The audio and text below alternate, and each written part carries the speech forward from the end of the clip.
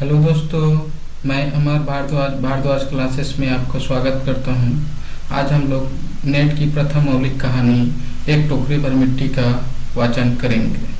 सबसे पहले देखते हैं हम लोग लेखक परिचय।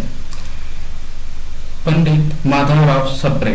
पंडित माधवराव सप्रे 19 जून 1871 ईस्वी में इनका जन्म हुआ था। 23 अप्रैल 1926 ईस्वी में इनकी मृत्यु हुई थी। हिंदी के एक प्रमुख साहित्यकार, पत्रकार, स्वतंत्रता सेनानी और अनुवादक थे, जिन्हें छत्तीसगढ़ में पत्रकारिता का जनक माना जाता है। उन्होंने ही हिंदी की पहली मौलिक कहानी एक टोकरी भर मिट्टी 1901 ईस्वी में लिखी थी। वे छत्तीसगढ़ मित्र और हिंद केसरी जैसे पत्रिकाओं के माध्यम से राष्ट्रीय चेतना जगाने के लिए जाने जाते हैं। माधवराव सप्रे का सामान्य परिचय।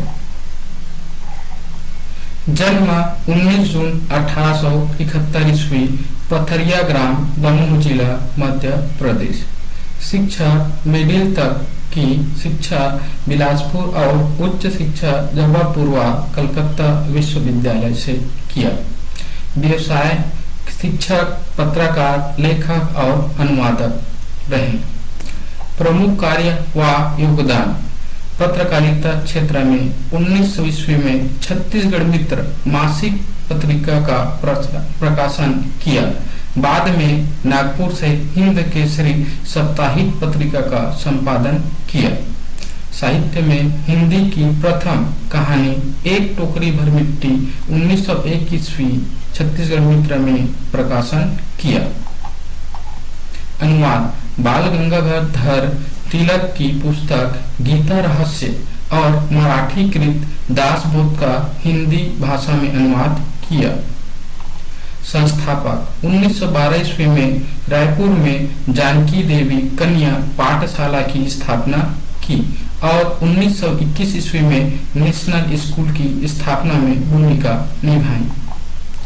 वैचारिक धारा। राष्ट्रवादी बाल गंगाधर तिलक के विचारों से प्रभावित होकर। पुरस्कार और सम्मान उनके नाम से, माधवराव सप्रे के नाम से।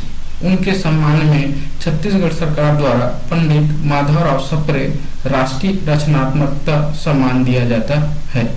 निधन 23 अप्रैल 1926, रायपुर, छत्तीसगढ़ में। सप्रे जी ने हिंदी भाषा और पत्रकारिता के माध्यम से समाज में सुधार और स्वतंत्रता के लिए प्रखर संघर्ष किया। उन्हें हिंदी साहित्य के ऋषि के रूप में भी जाना जाता है। अब उनकी कहानी एक टोकरी भर मिट्टी के प्रमुख पात्रों का विवरण इस प्रकार है। सबसे पहली है अनाथ बुढ़िया, जो मुख्य पात्र है।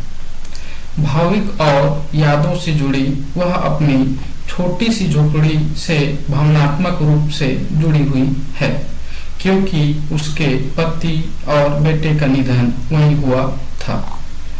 स्वाभिमानी वह निर्धन है, लेकिन भीख नहीं मांगती, बल्कि अपने हक की मिट्टी मांगती है। समझदार वह अपनी बात सीधे न कहकर अपनी चतुराई और मार्मिक शब्दों एक टोकरी मिट्टी नहीं उठती तो 1000 टोकरियों का भार आप कैसे उठाओगे से जमींदार का हृदय परिवर्तन करती है। जमींदार मुख्य पात्र अहंकारी और धनमंद में चूर। कहानी की शुरुआत में वह धन शक्ति के बल पर विधवा की झोपड़ी छीन लेता है। संवेदनशील अंत में जब वह एक टोकरी मिट्टी नहीं उठा पाता तो उसे अपनी गलती का एहसास होता है और वह पछताता है। न्यायप्रिय अपनी गलती का एहसास होने पर वह झोपड़ी वापस कर देता है और अपनी भूल स्वीकार करता है। विधवा की पोती गौड़पाल वह सिर्फ कहानी में भावनात्मक गहराई के लिए है, जिसकी भूख के बहाने विधवा अपनी झोपड़ी की मिट्टी वापस लेने आती है। अब है एक टोकरी भर मिट्टी। किसी श्रीमान जमींदार के महल के पास एक गरीब अनाथ विधवा की झोपड़ी थी। जमींदार साहब को अपने महल का अहाता उस झोपड़ी तक बढ़ाने की इच्छा हुई। विधवा से बहुतेरा कहा गया कि अपनी झोपड़ी हटा ले, पर वह तो कई जमाने से वहीं बसी थी। उसका प्रिय पति और एकलौता पुत्र भी उसी झोपड़ी में मर गया था। पतोहू भी एक 5 बरस की कन्या को छोड़कर चल बसी थी। अब यही उसकी पोती इस वृद्धा काल में एकमात्र आधार थी। जब उसे अपनी पूर्व स्थिति की याद आ जाती तो मारे दुख के फूट फूट कर रोने लगती थी। और जब से उसने अपने श्रीमान पड़ोसी की इच्छा का हाल सुना, तब से वह मृतप्राय हो गई थी।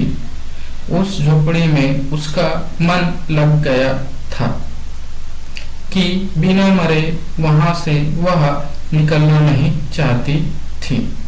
श्रीमान के सब प्रयत्न निष्फल हुए। तब ये अपनी जमींदारी चाल चलने लगे। बाल की खाल निकालने वाले वकीलों की थैली गरम कर उन्होंने अदालत से झोपड़ी पर अपना कब्जा कर लिया और विधवा को वहां से निकाल दिया। बिचारी अनाथ तो थी ही, पास पड़ोस में जाकर कहीं रहने लगी।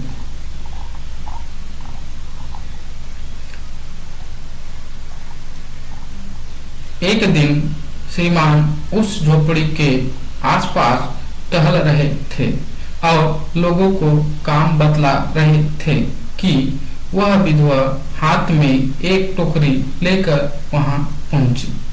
श्रीमान ने उसको देखते ही अपने नौकरों से कहा कि इसे यहाँ से हटा दो, पर वह गिड़गिड़ाकर बोली, महाराज, अब तो यह झोपड़ी तुम्हारी ही हो गई है, मैं उसे लेने नहीं आई हूँ।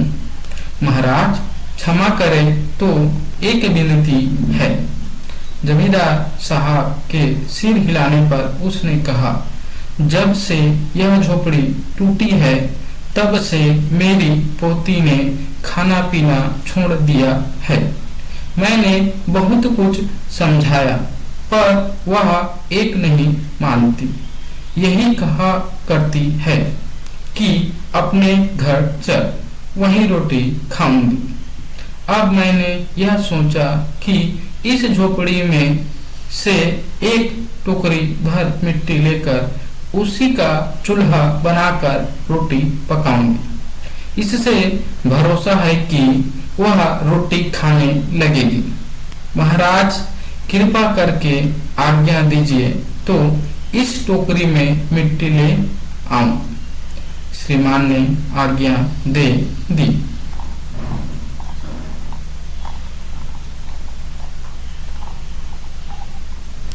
विधवा झोपड़ी के भीतर गई। वहां जाते ही उसे पुरानी बातों का स्मरण हुआ और उसकी आंखों से आंसू की धारा बहने लगी। अपने आंतरिक दुख को किसी तरह संभालकर उसने अपनी टोकरी मिट्टी से भर ली और हाथ से उठाकर बाहर ले आई। फिर हाथ जोड़कर श्रीमान से प्रार्थना करने लगी, महाराज कृपा करके इस टोकरी को जरा हाथ लगाइए, जिससे कि मैं उसे अपने सिर पर रख लूं। जमींदार साहब पहले तो बहुत नाराज हुए, पर जब वह बार बार हाथ जोड़ने लगी और पैरों पर गिरने लगी तो उनके मन में कुछ दया आ गई। किसी नौकर से न कहकर आप ही स्वयं टोकरी उठाने आगे बढ़े। ज्यों ही टोकरी को हाथ लगाकर ऊपर उठाने लगे, त्यों ही देखा कि यह काम उनकी शक्ति के बाहर है।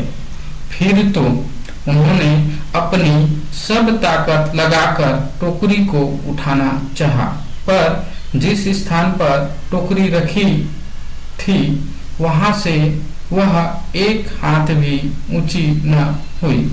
वह लज्जित होकर कहने लगे, नहीं, यह टोकरी हमसे न उठाई जाएगी।